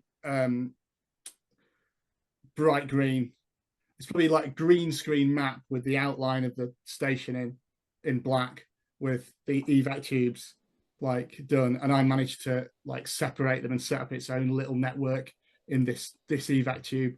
And so there's a moment where like, yeah, we've got it, and nothing happens, and I have to sort of like unbuckle myself, go over and hit that button myself again, and then it does like sort of lift off. Okay, you have to dive back for your crash couch as you hit several G's as it bursts up. Back on the ship, the dropship, I should say, you see this like a rocket-like thing, just flies out of the station. This EV vehicle bursts out. There's a collision alarm goes off. It clips the side of your ship. Alarms start to go off. Stabilizers start to burst. Gas leaks out of places. A small fire starts, as it always seems to do unaccountably on spaceships. Can you make a piloting roll for me to see if you can set yourself down safely? Let's see. I think Don't forget that you get -2 because you're trembling. They just add -2 in the should be in the dialog box that pops up. Okay. I think it's safe to assume that I was continuing drinking while resting in my room, and while we had this little chat through the door and then through the open door. So I've got one success. One success and no panic. Oh, but when it counts, the captain's there. Yeah, okay. You managed to land down safely. Happily. I mean, it was a dramatic shot with my shaking hands, and I'm like, I just want to continue flying. That's probably my only left motivation in here. Yeah, so the ship's gonna need some kind of repair to get you back off planet side again. I'm sure they got tinkers for that. Matter.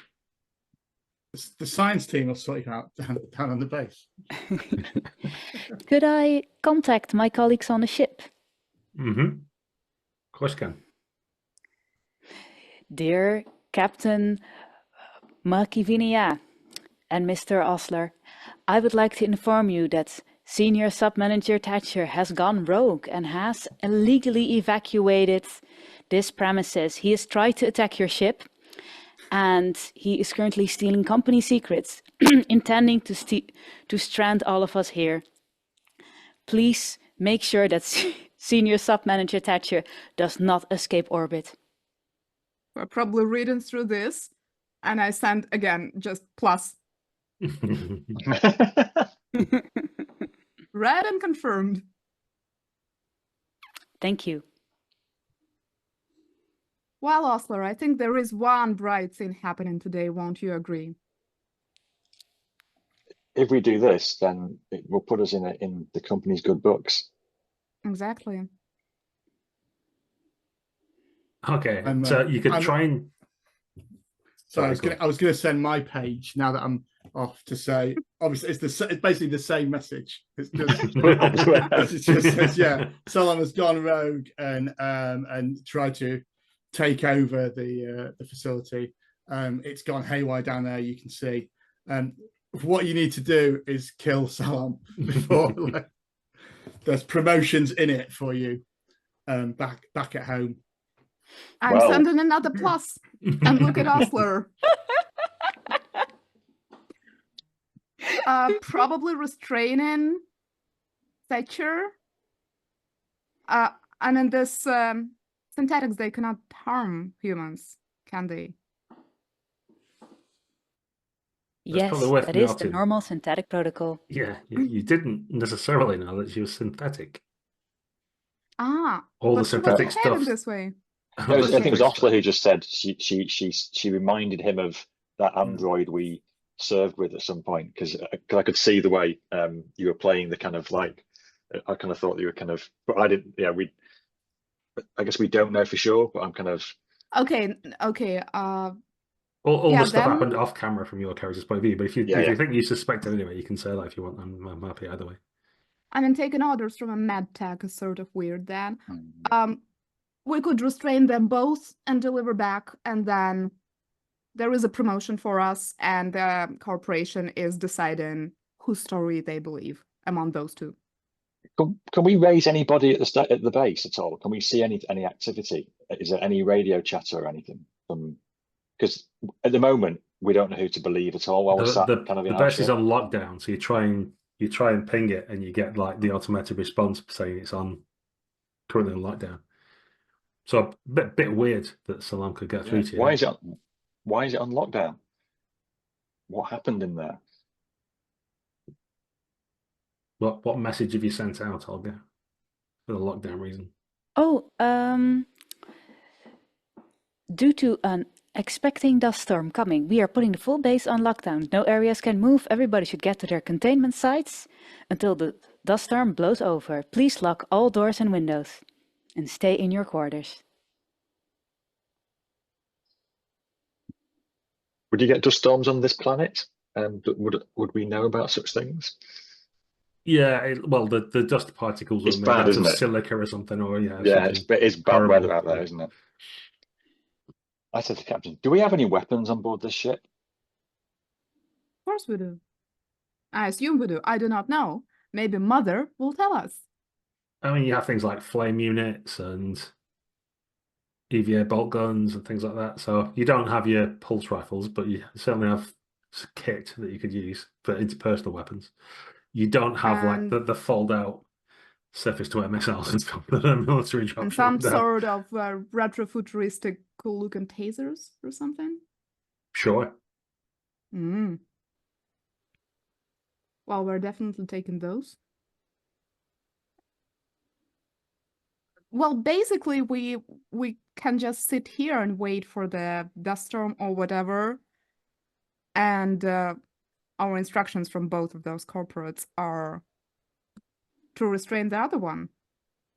So we just sit here and wait whoever shows up first, right? Do we need? Does this ship need repairs? Do we need to repair the ship as well? I think you said. Yes. But for interstellar flight, yeah. But if you wanted to get the EV shuttle, you could probably make it into low orbit and retrieve that. I'm not interested in getting back to the orbit. I'll have a look at the ship. Because they did say that Thatcher was already on the way, no? He was on board the EV shuttle, wasn't he? But he doesn't have interstellar capability, I guess, does he? Is it a shuttle or is it a... Well, he can get to our ship from there on his own. Yeah. I'd say we'll wait for any of them to arrive to our ship, and meanwhile we'll try to repair the ship so that it can actually do interstellar after everybody boarded. I'll do it, Cap. I'll go out, fix the ship, says Osler. And fair enough. Puts his space it on, gives you the pistol, says, don't let anybody in here you don't trust. Apart from me. And winks. And goes out to try and fix the ship. That's a bold move. Okay. So conscious of time and where this scenario could go if we let it rumble on forever, we'll get some I sort kind of rub my eyes again in kind of a Yeah. as I'm putting my helmet on, kind of like blinking as I go to the airlock. Yeah, as you start to head that way, you're so hungry now. You realize you haven't eaten for ages, and you sort of sniff the air, and there's something just tasty. It's like a big juicy steak, and you look around salivated, and you can see it's almost like an old cartoon where you look at someone and see a big roast chicken. You're like looking at the captain, and you can see the blood pumping on the side of her neck, and the flush of her cheeks, and the sweetness of her breath. Oh, it just looks so juicy and tasty. You feel an overwhelming urge just to go and take a bite. Ostler looks at the airlock, then looks back at the captain, then looks back at the airlock, then looks back at the captain, and then drops his helmet on the floor and starts walking back towards the cockpit. In the EV shuttle, there's the female science officer next to you looks round Thatcher and goes, "Oh, it's got so hot in here. I realised how hungry I got. Oh," and licks her lips and just something a little bit moist, juicy even, and she like unbuckles the belts on the straps, and everybody else in the shuttle's like leaning sideways. I get ready to roll manipulation. Yeah. All these other people are friendly NPCs. It's fine. They've got to be. Do you have to do that now then? Let's do that. Yeah. We might as well. Yeah. Oh. Can I push that? Yeah. It's a lot of dice to. It's a lot of dice to. Ooh, No panic though. Yeah, 3 successes with a push. Okay. To the horror of everybody else on the shuttle, you push someone else in the way to get feasted on by the transforming science officer. And you quickly get your spreadsheets out and realize with your multiple successes, there's probably enough warm bodies in here to keep you safe till you get to the rendezvous ship. Yeah. You might always the opposite side. Yeah, you might just make it out of here alive. Sweat. Okay. In the ship then for our little denouement there, what happens with Osler and the captain?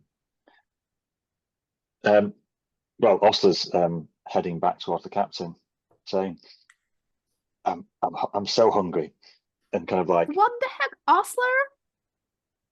Get And out kind of- and get the ship repaired. Ostler, if he's now lost control to this contagion, I guess, then he's going to leap at the captain and attempt to take a bite out of the captain. And kind of. Well, if he's speeding up, I'll try to shoot him in the knee. Let's make an opposed rolls then. Okay. What am I rolling? Is it just I my think close combat for you? close combat? Yeah. Okay. Ranged for me, or? Yeah, I think you've got enough time to get a shot off. Cool. Well, if you get enough. I mean, I do still have a gun in my hands, which he just left me. Mhm. Oh. I think we both panic there. I'm panicking way more than you. Yeah. Does that mean I rolled twice for panic? No, you just roll once, I think. Yeah. Now, if those results were reversed and you dropped the gun, it's all right. Yeah, That would have been bad. But I kind of feel like rather than drop item, I think that as Ostler kind of heads into the cockpit and you look round and you realise something's definitely wrong, he stumbles as he starts accelerating towards you. He stumbles and falls to a knee and gets back up, kind of delaying his attack on you. Okay. So how is it resolved? Did I still shot him or not really? Yeah. Or did he dodge? Okay. No, you shot him. So he was badly wounded and he's still attempting to approach me violently. How much damage does Ostler take? So you're going to be taking, it's just one success, wasn't it? I think it's 2 damage with a pistol, so you take 2 damage. He's still up. I jump back. Okay, probably. Never mind. Yeah, I jump back and continue shooting at you. Okay, let's do this as a one roll thing then. So you're either going to take him down with this gun shot, or he's going to be, if not directly killing you, close enough that the infection will spread. Infect, yeah. Oh, I roll.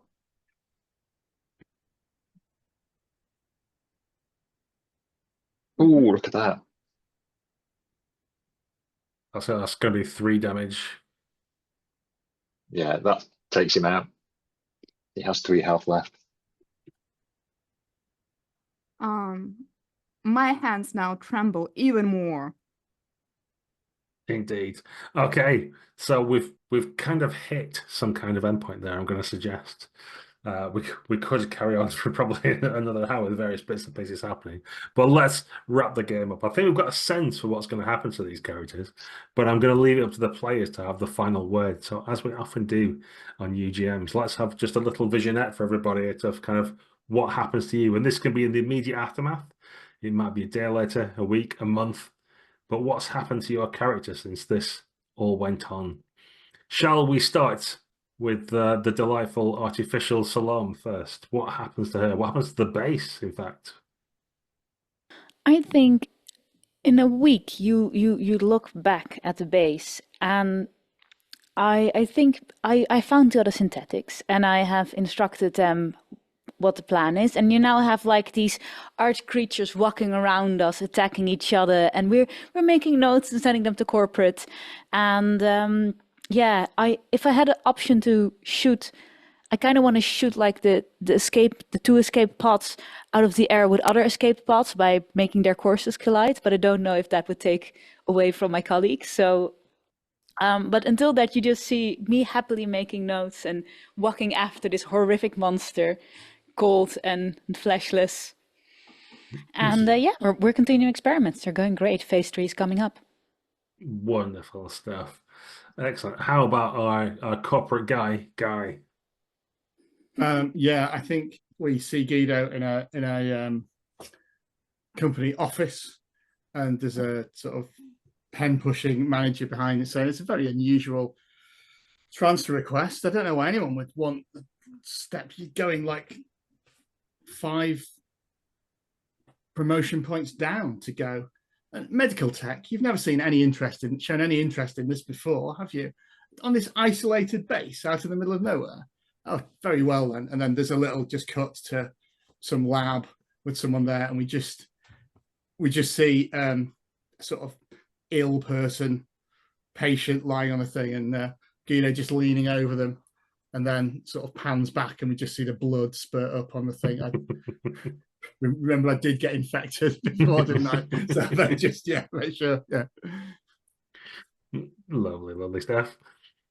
And yeah, Tasha, what happens to our captain? Well, I guess from the vignettes we've seen before, Captain did deliver a senior sub-manager to whatever corporate headquarters we were instructed to.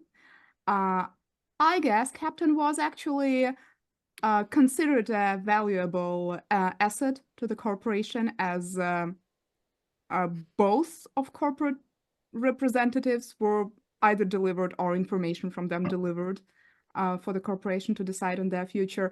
Also, I did explain that I revealed smuggling ongoing missions, and actually took care of that on that poor colony. So I guess Captain was promoted. She's now flying really fancy ships, going on a really fancy faraway missions. Maybe, you know, a scientific one, having some investigating brave new world out there.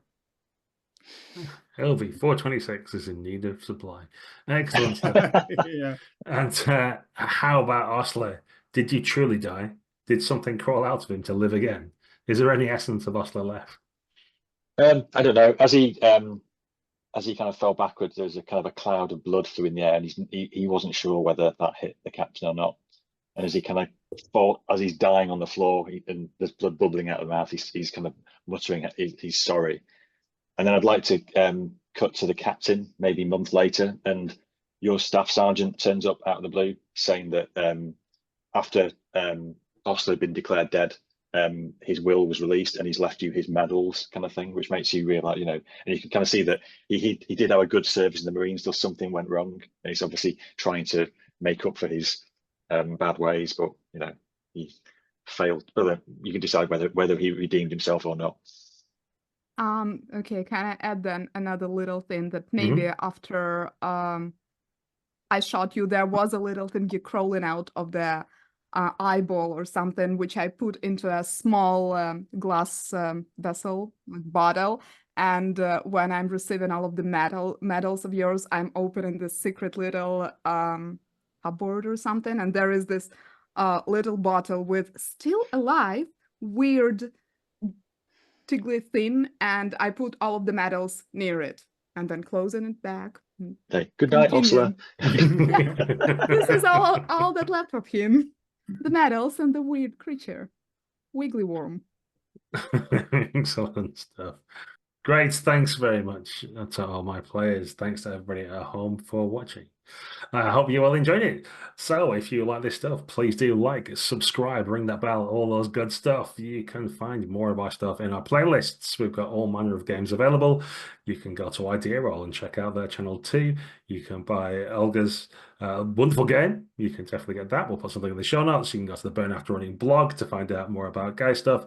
You can listen to What Would the Smart Party Do, the UK's premier RPG podcast, to hear more of my voice and my co-host Ben. Until next time, dear viewers, goodbye.